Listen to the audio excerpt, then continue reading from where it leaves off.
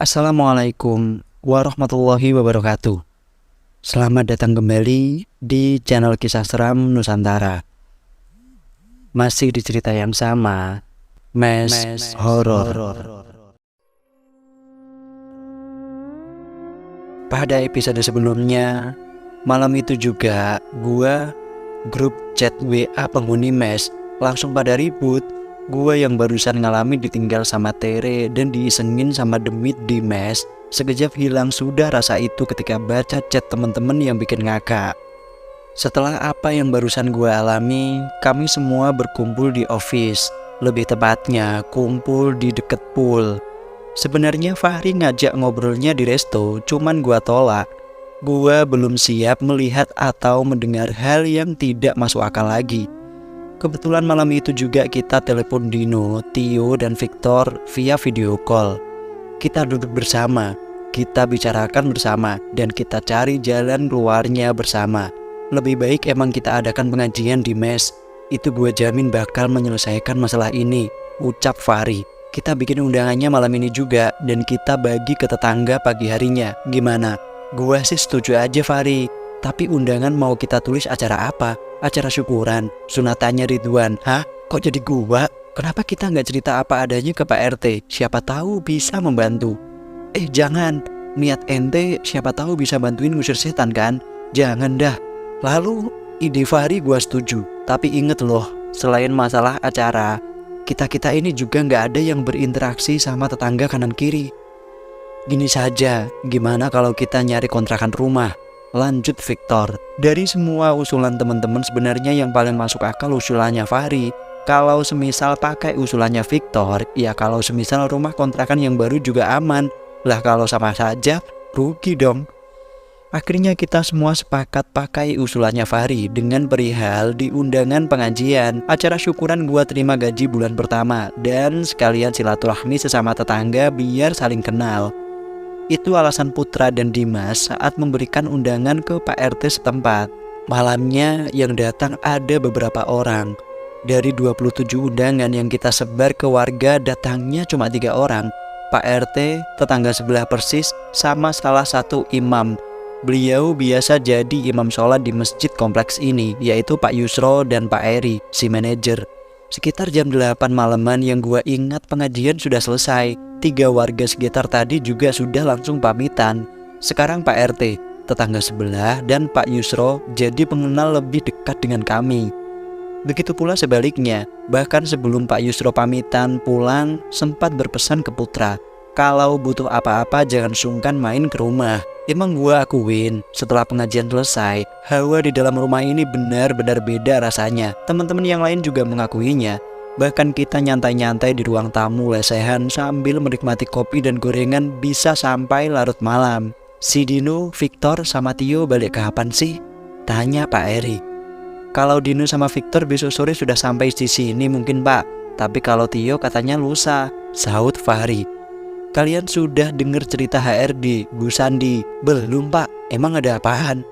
Sebenarnya saya enggan untuk bercerita. Tapi daripada kalian nanti denger dari orang lain dan bercerita ke lainnya lagi, entar yang ada saya yang repot.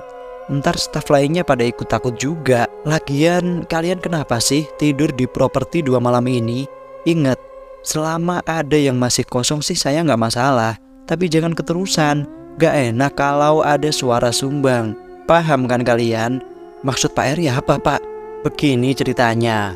Kalau nggak salah, ini 2 hari sebelum kalian gajian, Bu Sandi kan lembur tuh nggarap absensi fingerprint sama dokumen BPJS kalian. Nah, kebetulan office sudah sepi, cuma ada Bu Sandi sama si Tio. Itu sekitar sudah jam 10-an malam. Tio jam 9 malam itu sebenarnya sudah mau pulang. Tapi Bu Sandi ini minta ditemenin dulu. Kebetulan Tio mau beli makan. Bu Sandi minta tolong ke Tio nitip sekalian. Dokumen-dokumennya kan banyak tuh yang diprint sama Bu Sandi. Kebetulan meja beliau juga sudah penuh kerjaan. Beliau pakai kursi yang di sebelahnya buat naruh itu dokumen-dokumen. Nah, beberapa lembar setelah diprint jadi langsung ditaruh di kursi. Tahu yang terjadi apa? Saat Bu Sandi matanya fokus ke layar komputer, itu kertas pada jatuh ke lantai. Awalnya Bu Sandi mikirnya paling angin dari AC ruangan. Bu Sandi langsung ambil itu kertas-kertas, ditaruh lagi di kursi. Beliau lanjut lagi ngeprint karena memang masih banyak. Mau naruh beberapa lembar lagi itu kertas print ke kursi. Tiba-tiba saja itu kursi yang beroda langsung geser menjauh. Gimai, buel gua. Terus gimana Pak? Sahut teman-teman yang lain karena penasaran. Bu Sandi saat itu juga beres-beres pulang. Pas posisi beliau mau keluar dari pintu office, itu printer nyala sendiri dengan ngeprint sendiri. Bu Sandi sempet nengok ke belakang tuh, sempet lihat ke arah mejanya. Bu Sandi lihat sosok perempuan duduk di kursi sebelah meja beliau. Rambutnya terurai ke depan, satu matanya tertutup rambut tapi satu matanya itu menatap ke Bu Sandi tajam.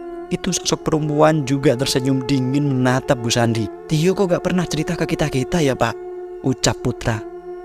Saya memang yang melarangnya bercerita, karena saya sendiri yang mau menyampaikan ke kalian supaya kalian juga tidak lanjut bercerita lagi kemana-mana. Tio sendiri juga tahu dari Bu Sandi saat di parkiran bawah. Barang-barangnya Tio yang ada di office saja malam itu nggak diambil sama dia. Dia mendengar cerita Bu Sandi tanpa disuruh pulang. Udah pulang duluan, lanjut Pak Eri. Entah saat itu sebenarnya Pak Eri ini tahu apa tidak soal mes ini, karena dengan santainya beliau bercerita horor ke kami di dalam mes. Ya walaupun itu kejadiannya di office, tapi cukup berhasil membuat kami merinding dan berpikir dua kali kalau malam ini tidur di mes lagi. Suasana yang tadinya sudah nyaman sekarang berubah lambat laun timbul rasa ketakutan lagi. Sekitar jam 11-an mungkin yang gua inget Pak Eri pamitan ke kami semua. Kita langsung beres-beres piring, gelas, dan tikar. Kita hanya meletakkannya di dapur. Disuruh nyuci langsung malam ini. Ya lebih baik gua dan teman-teman milih keluar, uang pribadi tidur di hotel lain. Semua masuk ke kamar masing-masing. Di kamar gua ditemenin Fahri dan Putra. Bukan karena solid atau kesetiaan kawan, mereka berdua sendiri juga takut di kamarnya. Entah mengapa kamar gua ini yang minim gangguan di antara kamar lainnya. Kecuali kamar Dino yang bisa dikatakan 90% aman dari gangguan. Tapi sekali diganggu sangat fatal. Ini nanti ada ceritanya tapi bukan di part ini. Kalian pada inget gak gua kenalan sama yang namanya Tere? Inget, kenapa? Paling enak kalau mau ngomongin cewek itu lampu kamar dimatiin aja sekalian biar suasana melo. Dasar cowok lembek. Cetak, gua matiin lampu kamar. Semalam gua jalan sama Tere bro. Kebetulan Tere yang jemput gua di mes. Terus kalian bertarung di sini gitu? Iya. Wah parah Lundra nggak ajak-ajak. Kampret. Gua belum selesai cerita. Dengerin dulu lah. Tere lihat mes ini kayaknya ada yang aneh. Padahal doi baru ngeliatinnya dari luar. Apalagi kalau ke dalam coba. Dan Tere sempat bilang sama gua, lebih baik gua disuruh nyari kos saja. Gini Ndra, kalau lo mau pindah kos, pasti semua anak-anak pada ikutan, sedangkan mes tidak boleh kosong. Jadi mau gak mau harus ada yang tinggal.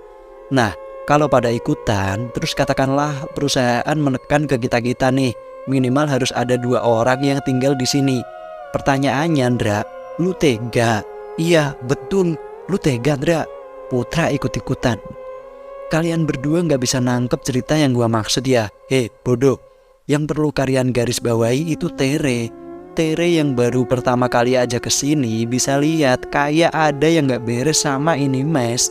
Berarti tandanya Tere bisa bantu kita supaya kita semua tahu kenapa kita sering digangguin. Itu maksud gua bego. Oh alah bego, no. Ide bagus Ndra. Coba dah lu ajak Tere main kesini lagi Ndra. Singkat cerita, semalam kita bisa tidur nyenyak di mes. Kita berpikir tidak adanya gangguan karena kita habis adakan pengajian. Dan ini akan kita jadwalkan tiap minggu biar mes tetap aman dan kondusif. Siang hari sekitar jam 2 siang kita meeting di HUT bersama Pak Eri. Adanya komen kurang berkenan dari tamu di TripAdvisor membuat gua banyak kena semprot dari beliau. Kebetulan departemen yang dituju itu departemen food dan restoran. Mau gak mau ini telinga rasanya panas. Selesai meeting, gue langsung chat Tere. Siang Tere. 5 menit kemudian ada notif masuk. Ternyata bukan dari Tere, tapi dari Mawar. Hello handsome, ntar makan sore yuk, lagi lapar nih. Aduh jangan sore ini dah. Kamu nolak, kamu lagi gak pengen. Gua lagi seret-seretnya loh karena habis perawatan. Wow, I want more babe. Can I brush your teeth dear my cock babe? Kalau gak bajingan atau brengsek, ya homo. Sudah dua kemungkinan itu doang. Tiba-tiba gua keinget ucapan Tere saat buka gambar kedua dari mawar yang dia kirim. Sorry, gua lagi meeting. Bye. Gua langsung cepet-cepet encat itu mawar. Entah gak tahu kenapa gua keinget Tere. Lebih tepatnya inget kata-katanya ya yang gak bisa dikatakan benar 99%. Baru jam 6 sore Tere bales chat gua. Emang dah itu bocah kayaknya marah beneran saat itu. Iya, dia cuman bales kayak gitu doang. Sebelum bales lagi chatnya, doi gua sempet lihat foto profilnya Tere bersama pasangannya. Foto cowoknya pakai seragam dan Tere juga pakai seragam kerja. Kelihatannya gagah, pasangan serasi. Cemburu? Oh tidak. Sakit hati? Juga tidak. Terus apa dong? Pengen nangis? Iya. Tere, maaf ini gua mau cari kos, kira-kira ada rekomendasi apa tidak? Gua sengaja chat begitu supaya mancing dia bicara. Iya, pindah kos saja Ndra, soalnya mes kamu tuh bla bla bla. Niat gua mengumpan begitu biar dengan sendirinya doi bercerita dan memberitahu. Tapi umpan gue dijawab begini. Cari saja di OLX, emangnya gue maklar kos apa? Asli, pas baca chat itu rasanya pengen gua maki-maki tuh perempuan. Tapi setelah gua baca lagi, bener juga, itu jawaban bener. Kata-katamu sepahit topi miring, balasan gua ke Tere. Kembalinya Dino dan Victor, kita membuat acara kecil-kecilan. Acara kali ini bukan di mes, tapi kita berkaraoke. Bukan karaoke keluarga yang layaknya keluarga normal bernyanyi dengan ria. Tapi kita agak sedikit berbeda. Tentunya ditemani 2 botol dan beberapa bir lokal. Pastinya juga ditemani Mbak LC. Kenapa? Karena kami suka dipandu mbak-mbak ini biar kami tidak kesasar. Sungguh ironi, semalam kami mengadakan pengajian di mes. Selain karena ketakutan juga karena urusan Tuhan. Tapi malam ini kita benar-benar kelewatan. Kami malah bersenang-senang. 4 wanita, 7 pria. No problem lah. Kami tadinya berpikir mbak-mbaknya yang akan kewalahan, tapi kenyataannya kamilah yang kewalahan. Semua mata kami tertuju pada liukan tubuh wanita-wanita ini saat melakukan gerakan striptease. Mereka sangat pandai mengajak kami untuk melepaskan hasrat. Kami mendekap tubuhnya dari belakang. Kami benar-benar hanyut dalam tarian erotisnya. Diri ini sudah tak sanggup menahan lebih lama lagi. Alhasil, mulut ini berbisik ke salah satu wanita yang bernama Ririn. Aku ingin bercinta denganmu. Dari 4 wanita LC ini memang cantik-cantik, tapi menurut gua paling enak cuma si Ririn. Ya, ciri-cirinya kulit putih, tinggi sekitar 150-an, red face 8,5, sis bobs 3/4 lah. Body tak perlu dilakukan lagi. Ririn melirik ke gua penuh arti dan berbisik. Kamu ingin sama aku? Yes babe. Tapi malam ini kita bersenang-senang bersama dulu ya, bisik Ririn sambil lidahnya bermain di telinga gua. Arti kata dari Ririn bersenang-senang bersama tadinya gua artiin hanya sekedar striptease dan menikmati ini saja. Ternyata gua salah besar. Sungguh kami beruntung. Gua dan teman-teman lainnya diam mematung saat mereka para LC menanggalkan pakaian dalamnya satu persatu. Kami semua bisa melihat tiap lekuk tubuhnya, lekuk tubuh yang indah dan bagian atas yang masih terlihat sangat kencang. Rasanya lidah ini ingin melumat gundukan-gundukan yang samar-samar masih terlihat merah merona. Satu persatu wanita ini menghampiri kami secara bergantian. Mereka striptease di hadapan mata kami persis. Bahkan mereka kadang sengaja menempelkan atau menggesekkannya ke kami. Tiap tangan kami ingin menyentuhnya.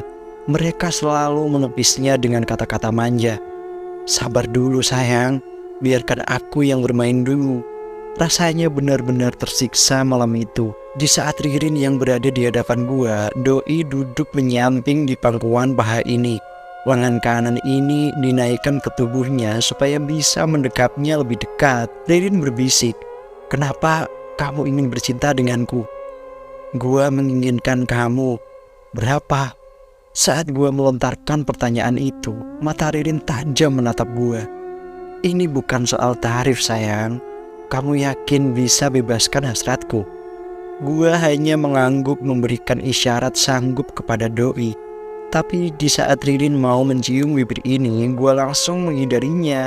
Ririn yang menyadari hal itu cuman tersenyum dan berdiri menghampiri temen gue yang lain. Kurang lebih 4 jam kita berkaraoke. Ya bukan karaoke sih, kita nyanyi saja, mungkin cuma 20-30 menitan doang. Karena waktu kita selesai itu tempat juga closing. Si Dino, Victor, dan Putra membungkus lanjut ke hotel terdekat situ sama 3 wanita LC tadi. Tidak ada yang mengebat Ririn karena teman-teman pada tahu kalau doi santapan buat gua. Gua, Dimas, Fahri, dan Ridwan pulang ke mes naik taksi. Sebelum pulang, gua tukeran nomor HP sama Ririn. Sebenarnya cerita 18 plus ini masih berlanjut karena kita naik taksi dan kebetulan sopir taksi ini menawari kita wanita malam. Tapi bukan untuk disantap, tapi kita berempat buka room sewa 2 wanita malam hanya untuk menonton mereka melakukan aksi layaknya suami istri. Tapi ini perempuan sama perempuan di dalam bathtub penuh air dan sabun. Kebetulan mereka berdua juga mau kita tonton sambil duduk dan menikmati sisa civas yang ada.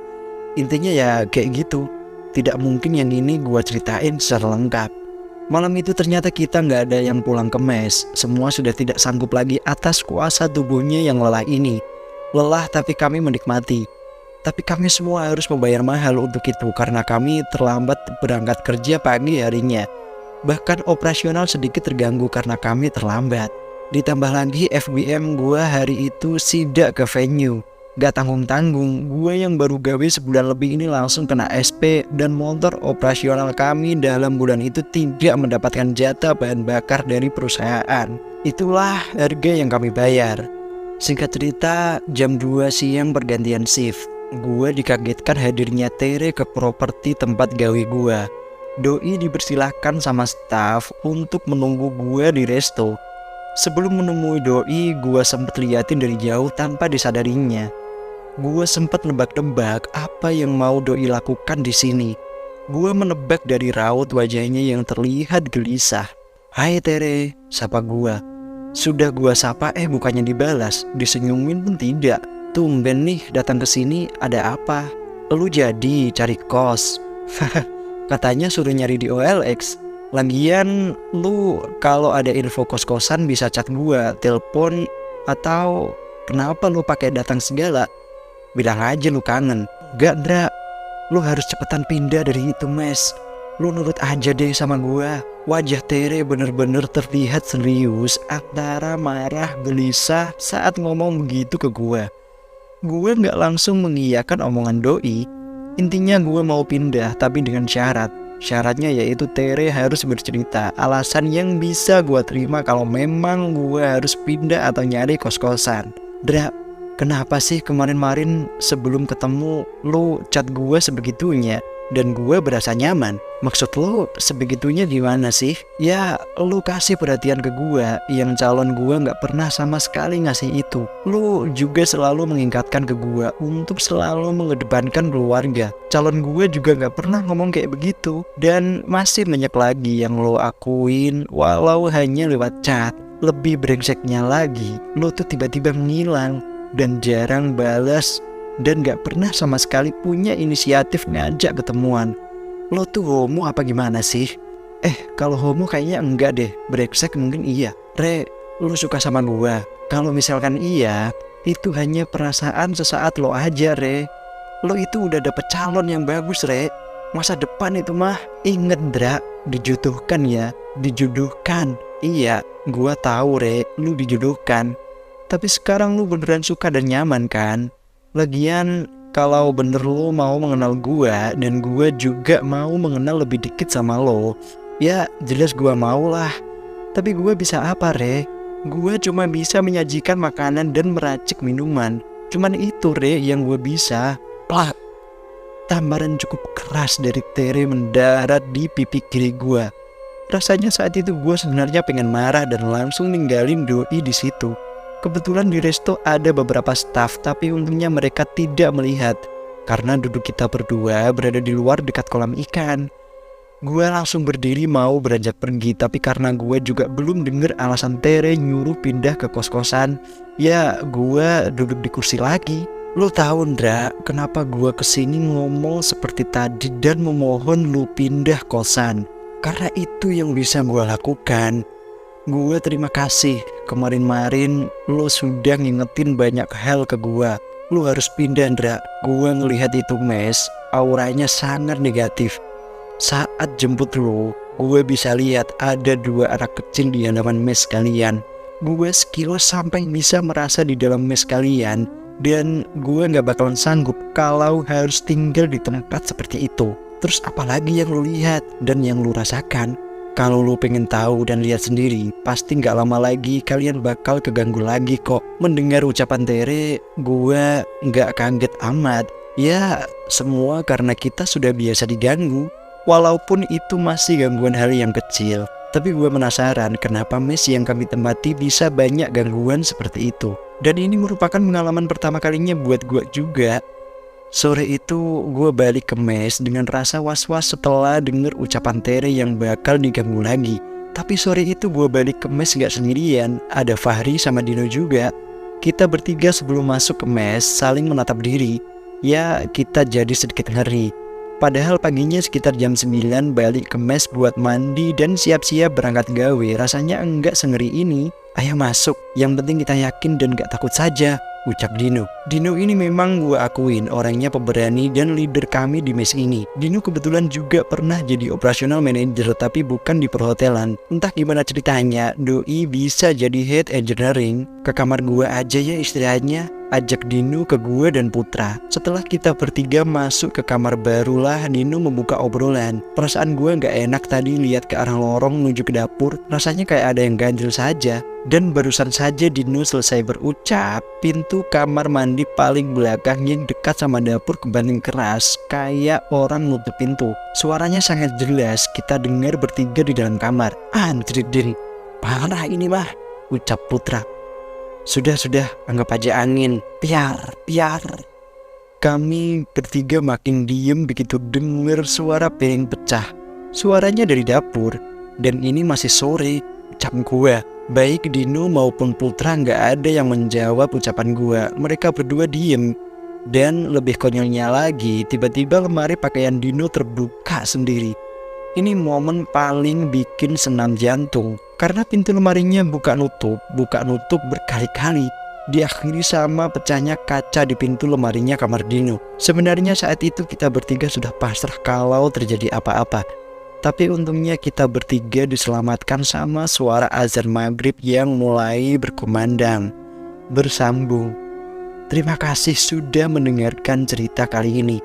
Jangan lupa nantikan cerita kelanjutannya hanya di channel Kisah Seram Nusantara. Buat kalian yang baru bergabung di channel ini, saya ingatkan untuk subscribe channel ini dan nyalakan tombol notifikasinya agar kalian tidak ketinggalan cerita-cerita terbaru dari channel ini. Dan sekian dari gua. Assalamualaikum warahmatullahi wabarakatuh. Salam misteri.